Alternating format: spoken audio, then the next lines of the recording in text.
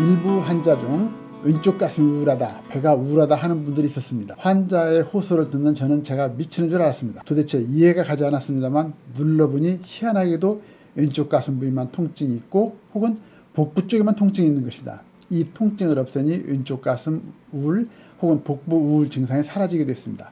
환자가 옳았던 것입니다. 이 진단법은 신경성 증상의 경중을 판단하는 진단 기준이 되기도 합니다. 증상이 심한 사람은 통증 범위가 넓고 증상이 약한 사람은 통증 범위가 좁습니다. 치료 후에는 통증의 정도나 범위가 감소되었다는 걸 알 수 있습니다. 되게 건강한 사람도 가슴 한복판을 중심으로 즉 전중렬이죠. 손바닥만한 넓이는 거의 아프게 됩니다. 스트레스가 전혀 없는 사람은 거의 없기 때문입니다. 그러면 신경성 증상의 치료를 이제 하는 방법은 말씀드린 것 같이 눌러서 아픈 곳에 테이프를 붙이는 방법입니다. 진단과 동시에 합니다. 가슴을 눌러보고 한참 있다가 또 하면은 상당히 많이 아파서 견디기 힘드니까 눌러서 아픈 데라 바로바로 밴드를 누르면서 치료를 하면 됩니다. 또한 아주 드물게 아무리 눌러도 통증을 못 느끼는 사람도 있습니다. 이런 경우 가슴 한복판과 경혈 부위, 트리거 포인트 부분을 중심으로 좀 더 넓은 범위에 붙이면 됩니다. 그리고 테이프와 테이프 간격은 4mm 이상을 떼지 않도록 주의하시기 바랍니다. 이 통증이 사라지면서 두근거림, 통증, 답답함 등의 증상이 사라지게 됩니다. 즉 심폐기관지 등의 기능이 정상적으로 회복되었다는 것을 말해줍니다. 대개 10명 중 6명 정도는 붙인 즉시 호전을 느낄 수 있습니다만 환자의 상태가 일시적으로 호전되어 두근거림, 통증, 답답함 등 증상이 없을 때는 증상을 확인할 수가 없습니다.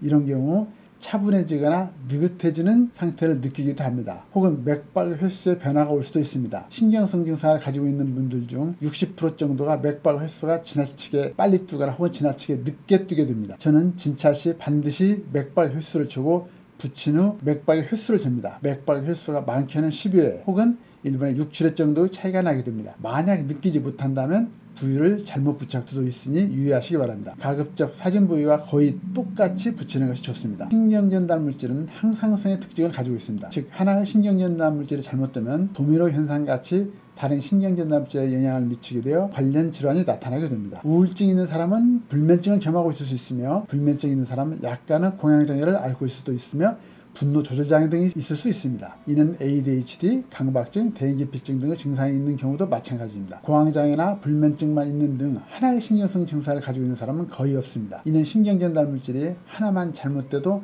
다른 신경전달 물질 전체에 영향을 미친다는 것을 증명하는 겁니다. 치료되는 과정을 보면 통증이 사라지면 심폐, 대장 기능이 안정되고 해당 장기의 활동과 관련된 신경전달 물질은 역도미노 현상으로 정상적으로 회복하게 됩니다. 즉 해당 장기와 관련된 교감신경과 부교감신경이 균형을 이루게 되며 자율신경계도 안정되게 됩니다. 즉 침수 치료, 신경성 치료는 불면증, 우울증, 공황장애, ADHD, 분노 조절장애 등의 똑같은 치료법이 적용이 됩니다. 질환에 따라 늦게 치료되는 경우가 있고 빨리 치료되는 질환은 있으나 같은 치료법이 적용되고 또한 동시에 호전되어야 정확한 치료법이라 할 수 있습니다. 즉 전체적인 신경 전달 물질이 안정되게 되는 것입니다. 치료 결과로는 성격은 변하지 않고 병적으로 생긴 신체적 변화만 사라지게 됩니다. 잠을 많이 자는 것이 아니고 깊은 숙면을 취하고 우울증은 무기력하거나 죽고 싶은 증상만 사라지게 됩니다. 용감해지는 것이 아니라 불안, 초조, 긴장 등의 상태만 사라지게 됩니다. 참고로 본 치료는 심리상담 치료 영역을 도울 수는 있으나 심리상담 영역을